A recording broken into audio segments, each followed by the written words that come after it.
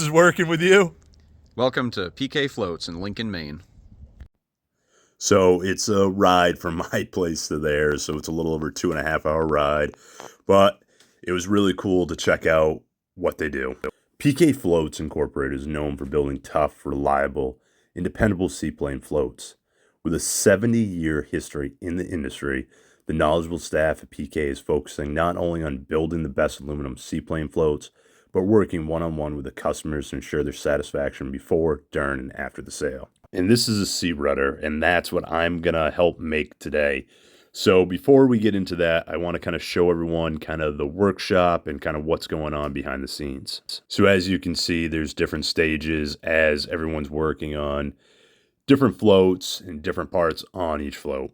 They're lighter than the competition, up to 80 pounds lighter. They get a deep V hull design to greatly reduce the pounding and heavy waves.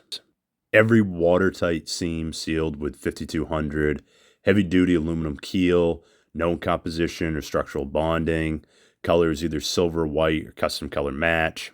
Traditional solid ash main float, plain paddle, and float pump come standard. And there's a lot of awesome different features, no form skins for easy field repairs using common hand tools. So there's tons of benefits to go with PK floats. And I learned a lot just for the piece that I did, but walking around just to kind of see what they're doing was very interesting. Everything is done one piece at a time. And this is all proudly made in Lincoln, Maine, US of A. So this is just a little behind the scenes action of what's going on. And we're going to jump in here just shortly to what I got to participate in and everything like that. But this was a really cool, super awesome experience to go see everything they're doing. So I get to work with Levi. So Levi took his time out of his busy day and let me watch what's going on, and not just watch, but actually participate and actually help make this start to finish. So it was a really cool experience, and this is kind of going to show how this all happened. So Levi did the monkey see, monkey do kind of process with me. So he would show me how he would do this, and then he would allow me to jump in and try it. So he kept guiding me with the right way to do things, and it was fun to be able to do this. So what we're doing is we're sanding the rudders down, where we're going to be drilling holes into it, and then we got to deburr them, and then we're going to be putting brackets, we're going to be putting rivets in them, and then Levi is going to be drilling them at the end just because of the technique that needs to be done. It's something I do not have on day one by no means, but it was a really fun opportunity to go do this. The tools they use are very good tools, and every part that goes on this is actually labeled.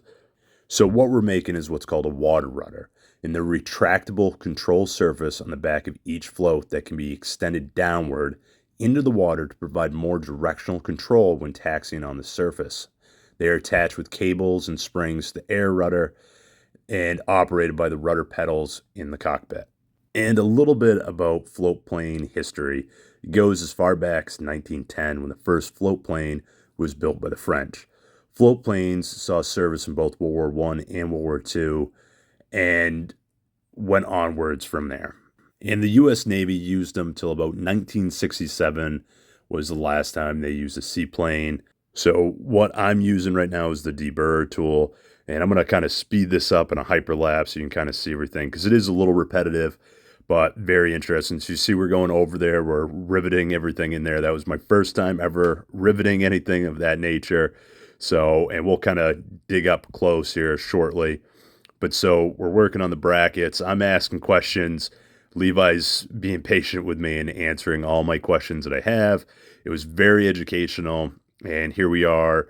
And what he's doing is setting this up so it's the right depth.